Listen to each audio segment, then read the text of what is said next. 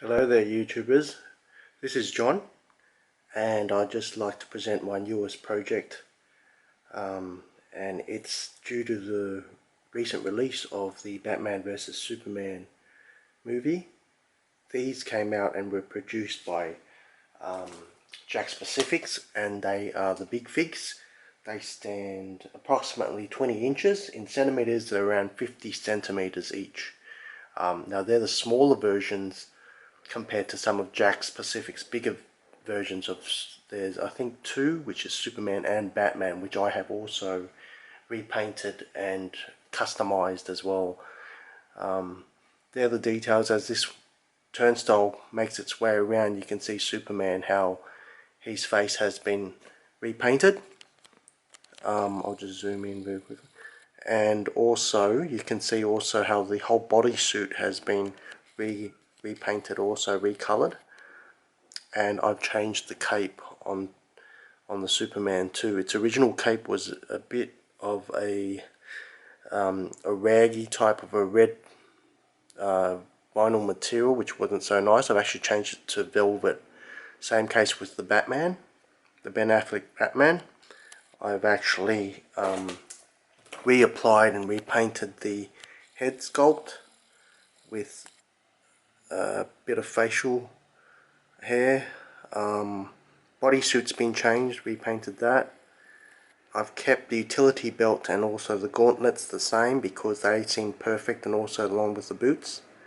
And here we have the armored Batman, which I've had to repaint the whole entire bodysuit, boots, etc., and also given it a velvet cape as well to make it look a bit more pristine, like the way I usually like my figures to look.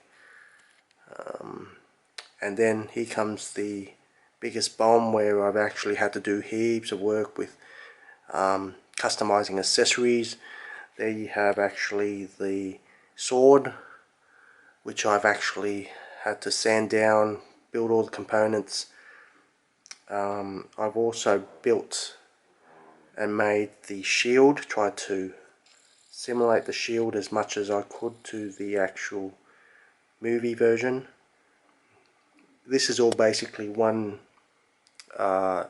plain surface where I've actually bought a separate toy that had a shield like that, and I've actually sanded it down, resculpted it, remolded it and repainted it. I can pretty much show you guys how I did that later on in the videos, but please excuse the delay. I've promised a lot of videos which I haven't been able to deliver at this stage, because in terms of video filming and just putting it together, I'm actually not the best and not an expert in that area, so it's kind of delayed the process altogether. From these, basically the packaging's right here. I've actually, so they come in these sorts of packagings. There has been other customizations that I've seen on the internet so far, but and on YouTube, but they have been for the 31-inch big figs, and they stand approximately almost double the size of these ones which I've worked on. With reference to the armored Batman, I have also installed LED lights, so that helmet actually will light up. Now, if I take it off very quickly, show on the back, I've inserted, it's actually only held together with one of these, so visually on the back it doesn't really matter. So I've actually just put, very simply, LED lights inside the helmet, the whole lot of them, and they're attached back here, but because the cape hides it, you cannot see it. But the switch is just basically here. Switch them on and you'll see. So now I'll just wait for that to turn around before I put Batman back on. As you can see, he lights up. So it's, I mean, for these figures, and they cost me around, with these normal ones, they cost around 50 Australian dollars approximately. For the Wonder Woman and the Armored Batman, I could not get them here in Australia. For some reason they just would not sell them, and none of the stores stock them, so I was only able to buy them on eBay through the US or either through Canada or the UK.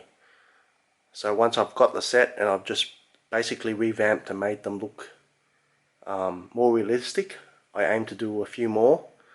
My next video will basically display the bigger Batman and Superman, which I've changed also and repainted, and you'll see the head sculpts, how different they look to the originals.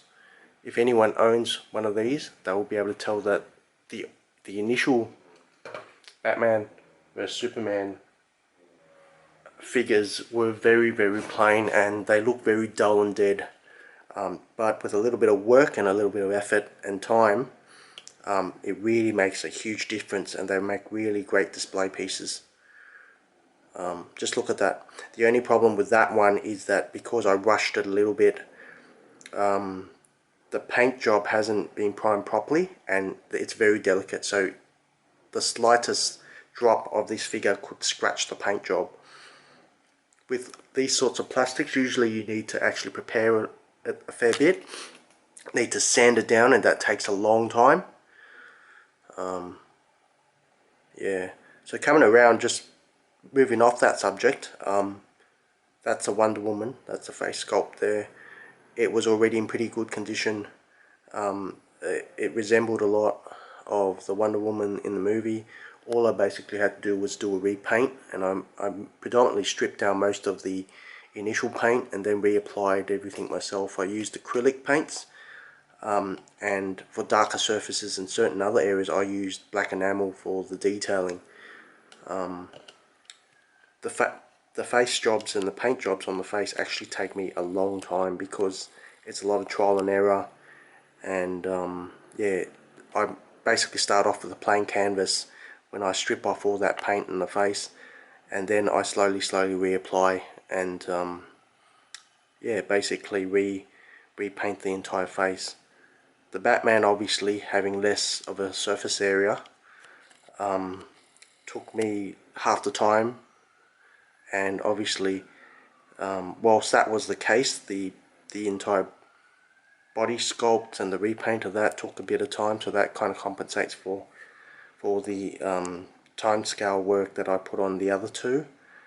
And with this particular armored Batman, this took probably no, it wasn't too long. I think the Wonder Woman took me the longest to get ready because of all the little accessories and also the detail that was required with the Wonder Woman.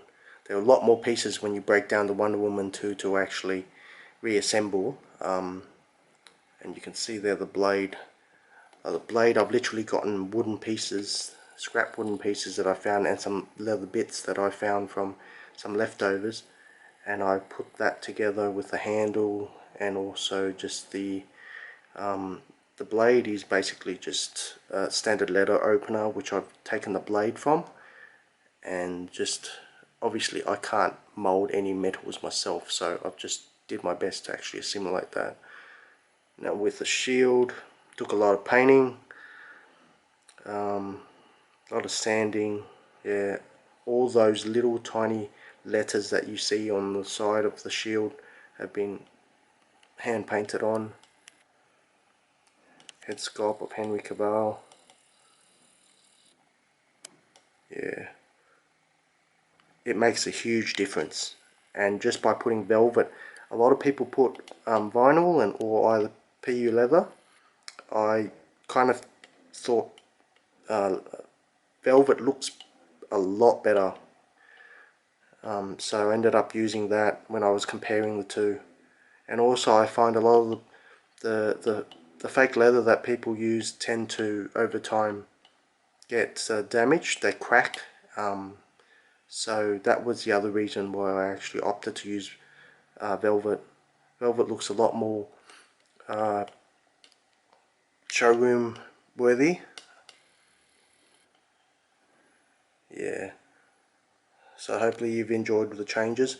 I was going to actually show the differences in before and after, but if you guys look it up on YouTube, I'm sure you'll see a lot of reviews on the actual original Batman vs Superman figures that I've used to actually customize. have a look and you'll see the difference. I might later on show a couple of pictures where I get the time. But yeah, it's pretty much it. Enjoy, guys. I'll catch you guys in the next video. Thanks for watching and subscribing. Really appreciate it.